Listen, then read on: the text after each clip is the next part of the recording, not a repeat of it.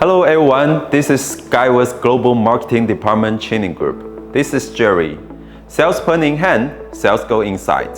Today, we're going to show you how to use the function of Shop Assistant. Now, let's go. First step, insert the hard drive into the TV.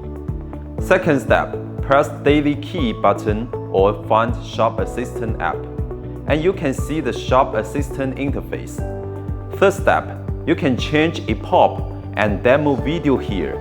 Let's first go to demo video changing.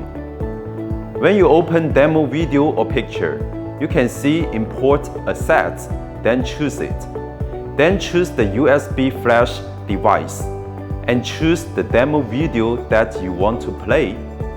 Next, choose import files and take the video, then start it. Go and find it.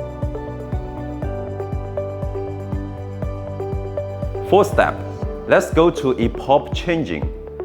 When you open EPOP, you can see import assets, then choose it. Then choose the USB flash device and choose the EPOP that you want to play. Next, choose import files and take the EPOP. Then start it. Go and find it. Okay, this is all the information for today. See you next time. Bye bye.